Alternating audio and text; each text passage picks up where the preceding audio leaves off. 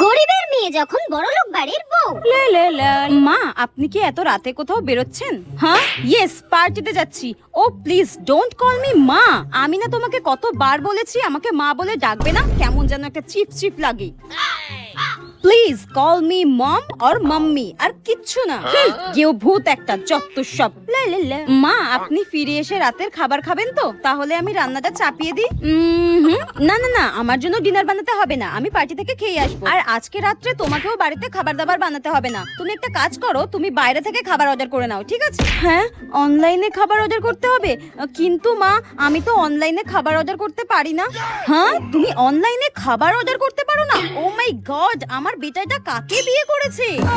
আমার কাছে তো কোনোদিন ফোনই ছিল না। নেহাত আমার বেটা তোমাকে ভালোবেসেছিল তাই, নইলে তোমার মতো ভিখিরি আর গেও ভূতকে এই চৌধুরী বংশের বউ কোনোদিনও করতাম না।